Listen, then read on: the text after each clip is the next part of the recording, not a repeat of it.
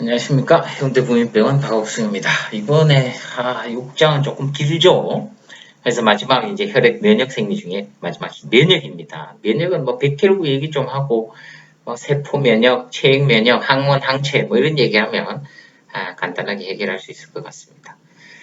맨날 이렇게 간단하게 하는데 시간은 모자라고 하고 싶은 얘기는 많고 근데 유튜브다 보니 시간은 너무 좀 많이 하면 다 보지도 않고 그래서 한번 쭉 집중해서 끝까지 가는 인내심이 조금 필요합니다. 그러면 했던 말 또 하고 하기 때문에 머리에 딱 정리할 수가 있고 본인도 스스로 좀 정리하는 노력이 필요합니다. 그래야 나중에 HbA1c 딱 들으면 이제 생각날 거죠.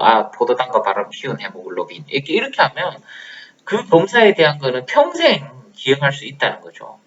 그래서 많은 상상력을 좀 발휘를 해야 됩니다. 적혈구는 뭐 트럭. 지금은 이제 그 얘기 할 겁니다. 백혈구는 군대다. 군대도 종류가 많죠.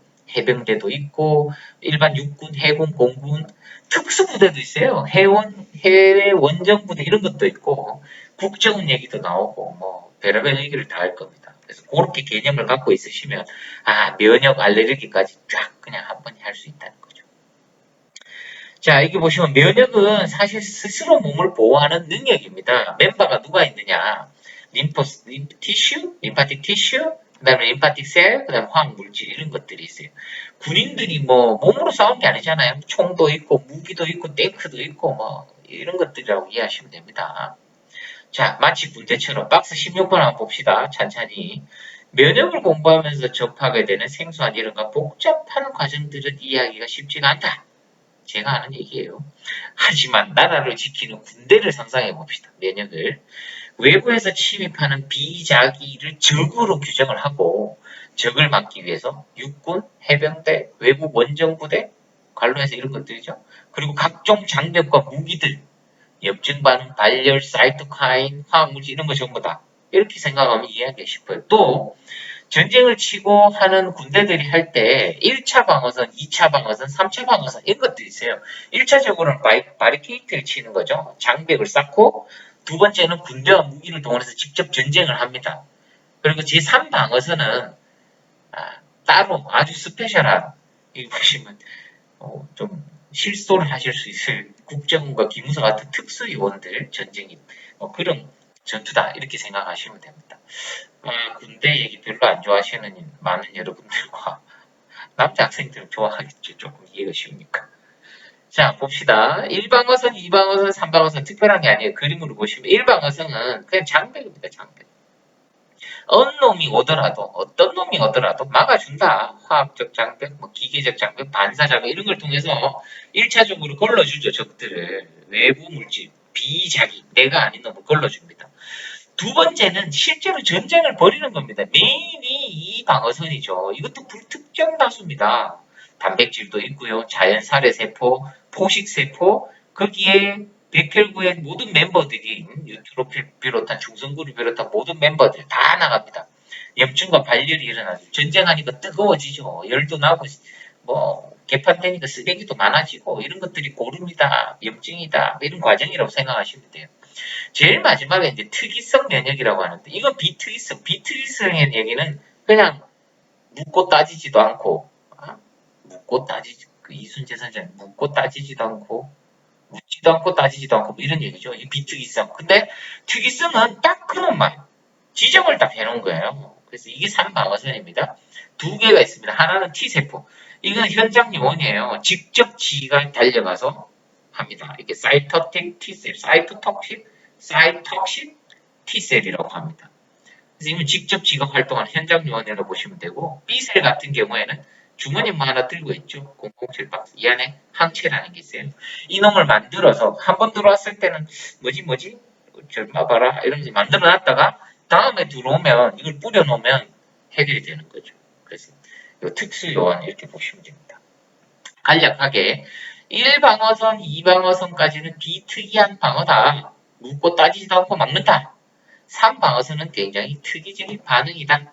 물론 전체적으로 다 우리가 면역 반응이라고 하지만 아주 스페셜하게 좁은 의미의 면역 반응, 요 놈을 또 면역 반응이라고도 얘기할 수도 있어요. 자, 기본적인 네 가지 단계가 있습니다. 하여튼 적인지 아닌지 내가 인지를 하는 거죠. 정보 교환을 합니다. 정보 교환하는 재료가 사이토카인이고, 저걸 어떻게 해야 되겠다는지 선택을 하게 되고, 결정을 내리죠. 파괴를 하거나 억제를 한다. 이런 내용. 그래서 면역 반응은 또 크게 두 가지로 선천 면역이냐 후천 면역이냐 말의 의미가 다 뜻이 담겨 있죠. 선천 면역은 타고났다. 후천 면역은 나중에 내가 얻었다. 자, 또 구분을 좀 해놨습니다. 한번 쭉 읽어보시면 되고 특이적 비특이적이라고 특이적 비특이적이라고 면역 반응을 나눈다면 아까 처음에 했던 특이적인 반응은 3차 반응이죠. B셀, T셀 그 얘기입니다. 비특이적 반응은 2차 방언 정도 되겠죠. 대식, 세포, 혈청, 살균 작용 이런 것들 된다는 거죠. 똑같은 얘기 계속하는 겁니다. 자, 이게 이제 면역 반응에서 세포 매개성이냐, 체액 면역성이냐, 이거는 조금 더 비특이적 반응이라는 얘기죠. 3차 방어선 얘기입니다. 거기에서 하나는 T셀, 하나는 B셀. 그러니까 B셀이냐, T셀이냐, 제일 3차 방어선. 특이적인 3차 방어선의 세포 매개감 면역이냐, 체액 면역, 체액성 면역이냐. 제일 마지막 단계. T셀, B셀 그 얘기입니다. 그래서 읽어보시면 돼요. 자, 그 박스 17에 조금 더 쉽게 적어놨죠? 선천 면역, 후천 면역, 세포성 면역, 체액성 면역이다. 이렇게 나눠보시면 되고, 지금도 조금 헷갈리는 분들이 있을 수 있어서 이 얘기를 적어놓은 겁니다. 항원이라고 하는 말은, 안티젠이라고 하는 얘기는 외부에서 들어온 적입니다. 안티바디라고 하는 놈은 인체 내부에 존재하는 무기입니다. 무기. 안티젠은 들어오는 놈, 항원, 안티바디는 내가 막아낼 수 있는 무기 이렇게 이해하시면 돼요. 그래서 이거를 그 면역하고 관련된 여러 가지 조직들이 있어요. 림프 조직이라고 또 한 조직이 있는데 뭐 간단히 하고 가면요. 이 림프라는 얘기는 우리 몸에 혈액이라는 게 뭐 동맥 정맥만 있는 줄 알았는데 사실은 림프라는 조직도 있다는 거죠. 그래서 이 림프의 역할은 혈액량도 조절하고 지방질도 운반하고 면역 반응, 사이무스라고 하는 흉선이라든지 뭐 이런 것들도 다 림프 조직에 속하는 거고요. 톤실, 우리 편도염 자주 하는 톤실도 면역하고 연관된 그런 자리다라는 겁니다. 교재 잘 읽어보시면 되고요. 아주 뭐 야하게 그림이 있지만 이게 동글동글하게 있는 게 림프절입니다. 여러분들이 이렇게 목 뒤나 상타구니 옆이나 겨드랑이 이런 데 만져보시면 림프 노드라고 하는 림프절을 많이 만질 수가 있다. 체액이라고 보시면 되죠. 그래서 일반 분들은 조금 림프를 접하기가 어려운데 수술장에 좀 간다거나 이렇게 되면 조금 림프 이데마 뭐 여러 가지 이런 얘기를 임상에서 많이 접할 수가 있습니다. 그래서 임상적으로 조금 중요한 건 이 림프절인데요. 이거는 캔서하고 좀 연관이 있습니다. 우리가 암세포가 이렇게 한 부분이 있다면 도려내잖아요. 그죠? 도려내면 암세포만 떼는 게 아니고 주변에 이 림프 조직도 떼냅니다. 림프절, 림프노드라고 이렇게 얘기를 많이 하는데 이놈을 떼내서 그 림프노드를 잘라서 현미경으로 들다봐서 암세포가 있는지 봅니다. 만약에 그 림프노드에 암세포가 있으면 병기가 달라질 수 있어요. 그래서 그걸 TNM 스테이지라고 하는데 T는 덩어리의 사이즈, 침습된 정도 이런 걸 나타내고 N은 림프노드입니다. 림프노드. TN, M. 그래. 주변 림프절에 가는지. 노드. 그 다음에 이제 M은 다른 장계, 메타스타시스라고 해서 다른 장계에 갔는지 이 TNM을 가지고 모두 고려해서 암의 병기를 정할 때 림프노드가 굉장히 중요하다. 체액이나 그 암세포 같은 경우에는 옆으로 막 침습을 많이 하거든요. 제일 가장 많이 갈 수 있는 데가 림프노드입니다. 그래서 이쪽 편에 암세포인데 여기에 림프노드가 있느냐, 그게 암세포가 있느냐.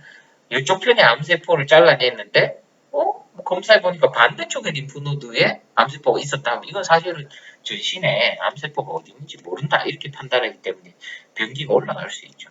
그런 임상적인 의미가 림프에 있다. 편도선도 있고 림프 기관 하면 쭉 읽어보시면 됩니다. 자, 이제 면역세포 할 건데요. 하나씩. 아까 전에 언뜻 했던 거하고 똑같은 얘기입니다. 면역세포는 즉 백혈구입니다. 백혈구. 백혈구는 호중구, 호상구, 호용기구, 무가리구 이렇게 있고 간해구, 림프구, 수지상세포 뭐 이런 무가리 면역세포들이 있다. 1차 림프 조직 이제 흉선이나 골수 같은 데서 이런 림프 흉선이나 골수 같은 데서 면역세포를 만든다. 이렇게 생각하시면 됩니다. 하나씩 좀 디테일하게 볼게요. 호상구부터 봐야 됩니다. 호상구. 호상구가 육군이라고 생각합시다. 육군. 육군이 가장 많죠. 아이고, 호중구죠, 호중구. 미안합니다. 호중구가 가장 많죠. 호중구는 육군입니다. 50에서 70% 정도 된다는 거죠. 침입자의 섭취와 파괴, 메인입니다, 메인. 호중구가 메인이고, 호상구는 뭐 그렇게 뭐 많지는 않아요. 근데 기생충이나 이런 특이적인 것들을 반응을 하고, 호영구하고 비만세포, 마스터셀이라고 있는데, 이게 알러지하고 조금 연관이 있습니다. 히스타민을 내보내는 그하고 연관이 있는 비만세포가 이것도 백혈구 중에 하나다. 이렇게 이해하시면 되고요. 그 다음에 이제 무과립세포 중에 단핵구라고 대식세포가 있고, 림프구가 있습니다. 이 림프구는 B 림프, T 림프 이런 것도 있죠. 그리고 형질세포라고 해서 플라즈마라고 이거는 이제 항체를 만드는 세포다. 이렇게 생각하시면 돼요. 그리고 이제 수지상 덴드라이틱 셀이라고 하는 놈이 있는데 병원체를 인식하고 림프절에서 항원을 제시한다. 그래서 면역세포들이 많이 반응할 수 있도록. 그래서 암하고도 굉장히 연관이 많습니다. 네, 그래서 이런 여러 가지 면역세포들이 있다. 호중구는 가장 많이 사용되는 육군, 비만세포는 알러지하고 연관이 있다. 림프구 중에서 형제세포, 플라즈마 셀은 뭐하고 있다? 항체하고 연관이 있다. 수지상 세포는 좀 캔서나 여러 가지 뭐라고 해야 되나요? 경찰차 정도로 보시게 되나요? 아니면 뭐 신호를 가장 빨리 보내는 통신병 정도 된다고 생각하면 되나요? 각자 알아서 한번 상상력에 맡겨서 한번 공부해 보시기 바랍니다. 그 암세포, 암 같은 치료에 있어서 우리가 항암 치료를 하거든요.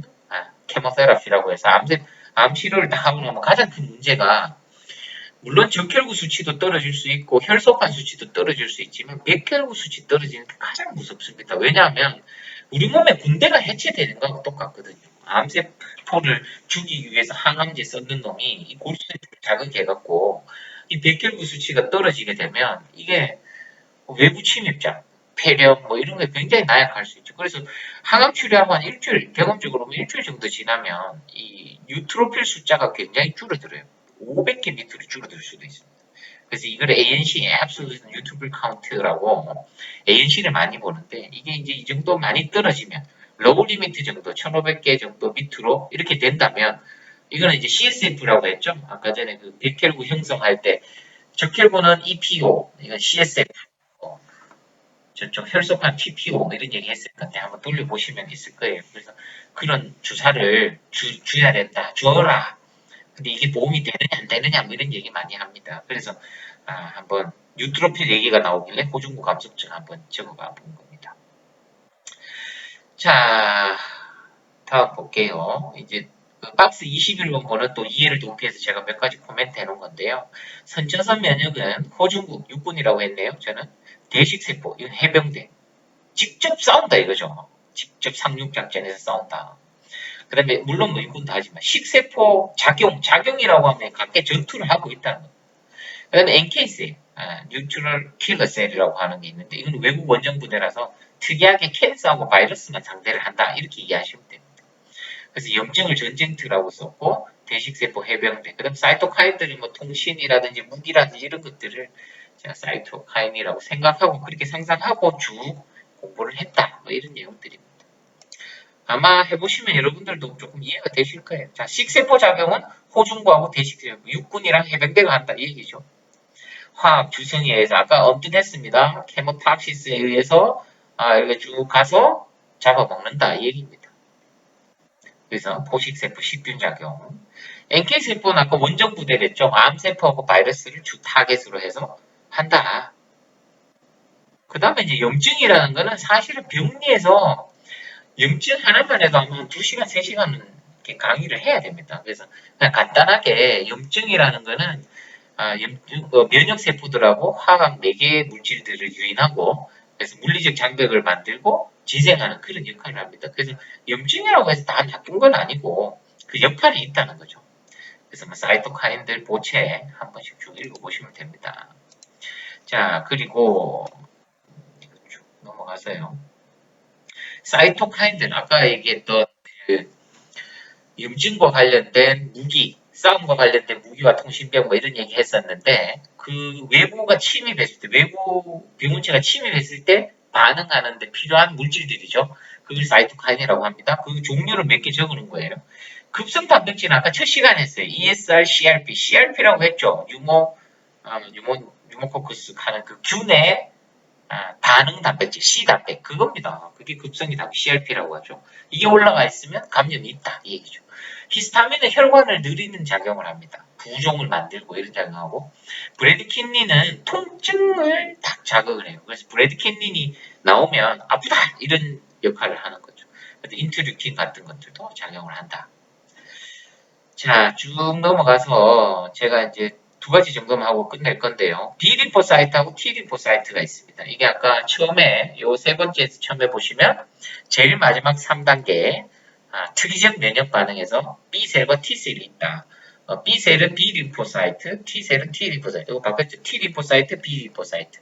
T는 스스로 공격을 한다. B는 항체를 만들어서 한다. 이게 핵심입니다. 이게 결론이고요.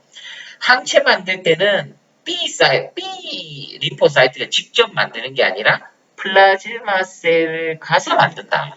형질세포로. 형질세포에서 항체를 만든다. 이 얘기입니다. 그래서 자가 면역 질환은 스스로 자기를 공격하는 질환이다. 그래서 사진도 적어놨으니까 한번 보시고, 요게 이제 거의 핵심이라고 보시면 됩니다. B셀 같은 경우에는 플라즈마 셀을 통해서 안티바디를 만든다. T셀 같은 경우에는 사이토톡식 T셀에서 직접 공격을 한다. NK셀은 캔서와 바이러스를 공격한다. 얘기입니다. T셀은 현장 요원, B셀은 007, 007 가방에 들어있는 항체 이렇게 생각하시면 되죠. 자, B 림프구와 T 림프구 비교를 했습니다. 한번 보시면 돼요. B는 B가 골수입니다. 본매로. T는 T, 사이믹이라고 하는 T. 그래서 세포맥에 이거는 항체를 만든다. 형질세포에서 항체를 만든다. 이 얘기입니다. 그래서 후천성 면역은 현장이 아닌 특수요원도 활약하는 상황이다. B 림포사이트는 제임스 본드 특수무기 항체를 사용해서 다음 침입에 대비한다. T 림포사이트는 기무부대 특수 현장요원, 사례요원이죠. 직접 가서 조진다. 이 얘기입니다. 그래서 체액 면역에 대해서 쭉 적어놨고요. 요게 체액 면역입니다. 출발은 하나인데 하나는 본메로에서 하니까 B셀이 되고 하나는 사이믹에서 되니까 사이무스에서 하니까 T셀이 됩니다. 물론 관계가 있어요. T 헬퍼셀 같은 데서 B 헬퍼셀 도움도 주고 해서 작용을 하는데 어쨌든 플라즈마 셀에서 안티바디를 만든다. 물론 롱텀으로 가기 위해서 기억세포에서 이거를 기억하고 있을 수도 있습니다.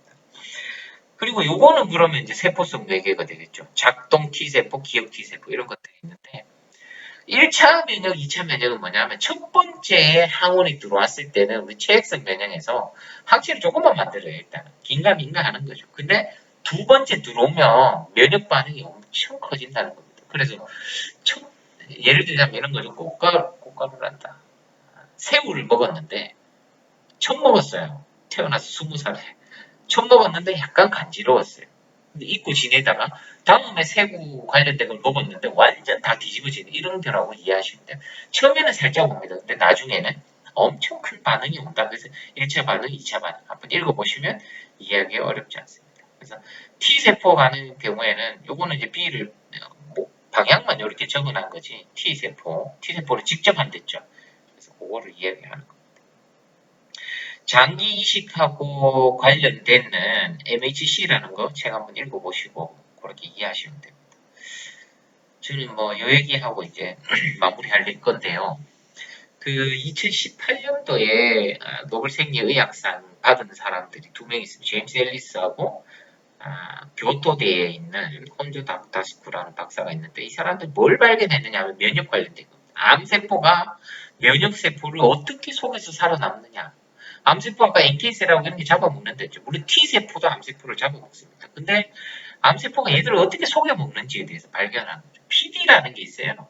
면역 관문 수용체라는 게 있는데 요거를 암세포들이 막아서 T세포 기능을 무력화시킵니다. T세포가 암세포도 잡아야 되는데 요 PD1을 무력화해갖고 T세포를 못하게 하는 이거를 밝혔어요. 그래서 면역 암 치료 분야에 뭐 새로운 분야가 열렸다 해서 노벨상 받은 건데 이 사람들입니다. 여기 보시면 PD1 수용체가 있는데요. 이건 T세포입니다. T면역세포에 PD1이 있는데 암세포가 이런 걸 만들어갖고 이 기능을 못 하도록 한 겁니다. 근데 면역 항암제를 집어넣으니까 이 PD-1 수용체가 면역항암제가 딱 붙어요. 그러니까 이놈의 T세포가 이거는 캔서다라고 알고 잡아먹는 거죠. 아, 그래서 뭐 면역 분야도 아주 세부적으로 나가면 이런 식으로까지 얘기를 할 수가 있다. 그 뒤에는 이제 항체에 관한 여러 가지 내용들이니까 여러분들이 한번 IgG, IgM 이런 것들 많이 들어볼 겁니다. 병원에서. 그냥 항체입니다. 항체. 심플하게. IgG도 항체, IgA도 항체, IgM도 항체. 시기나 작용에 따라 조금 달라질 뿐이지 아주 디테일하게 그럴 필요는 없지 않겠나 이런 생각도 들어요. 자, 알레르기의 핵심은 비병원성 항원에 대한 염증 반응이다. 이해해 보시고 이 알레르기는 특이하게 1차 노출되면 형질세포라고 합니다. 형질세포에서 항체를 만들었다가 그 다음에는 마스트셀에서 히스타민을 내보내서 콧물 나고 혹 곤란오고 두드레기처럼 막 부풀어 오르고 간지럽고 이런 것들이 알레르기 반응이다. 그래서 안티히스타민을 딴 게 아니고 이 히스타민 작용이 콧물 나고 간지럽고 하는 거기 때문에 이런 거 주라 이 얘기고 스테로이드는 강력한 염증 작용을 나타내기 때문에 쓴다 이 얘기입니다. 그래서 이 뒤에도 박스에다가 제가 음식 알레르기 같은 거, 두드레기 같은 거 잘 적어놨으니까 한번 잘 읽어보시고 면역은 크게 두 가지가 있어요. 선천 면역은 지가 타고나는 거니까 이제 먹으시면 되고 후천 면역은 능동과 수동이 있는데 능동은 백신입니다. 백신. 수동은 항체를 주는 거예요. 그러니까 백신은 항원을 줘서 자기가 항체를 스스로 만들어낼 수 있도록 하는 거고 수동 면역은 그냥 항체 자체를 주는 거예요. 싸움하라고. 그래서 보면 능동 면역은 예방 접종을 의미하는 거고 수동 면역은 면역글로불린 그러니까 항체를 준다 이렇게 이해하시면 됩니다. 그래서 박스에 보면 파상풍 환자 많거든요. 개나 고양이한테 물렸다 혹은 상처가 아주 더러운 못에 찔렸다 이러면 이제 파상풍에 대해서 치료를 하는데 보통은 이제 DTAP라고 하는 거 어릴 때 다 맞죠. 그래서 보통 일반적으로는 TD하고 하이퍼텐트 이런 거 있는데 TD는 능동 면역입니다. 항원을 주는 거죠. 10년에 한 번씩 맞으면 되죠. 하이퍼텐트는 항체를 주는 겁니다. 지금 당장 치료를 하라 이 얘기입니다. 그래서 이거를 수동 면역이라고 한다. 개념만 조금 알고 계시면 됩니다. 자, 오늘 본의 아니게 하다 보니까 한 말은 많아지고 욕심은 많아지고 근데 항상 강의하면서도 그런 생각합니다. 이거는 가이딩이다. 가이딩이다. 모두 다 내가 해줄 수 없다. 말이 끊기고 조금 운영에 부족한 좀 매끄럽지 않은 부분도 있고 하지만 저도 사람인지라 편하게 이해해 주시면 좋을 것 같고 이게 또 말이 안 되죠 사실은. 너를 이해해 주시면 좋을 것 같고 헬스 조선의 의사에게 배우는 생리학 검색해서 거기에 좀 쉬운 내용들 그리고 지금 배우고 있는 내용들 임상적인 많은 툴들 한번 잘 교재 읽어가면서 스스로 공부하시는 데 많은 도움이 되었으면 좋겠습니다. 다음 시간에는 이제 심장이죠 심장 재밌는 심장 후 뭐 이런 순서로 넘어가도록 하겠습니다. 감사합니다.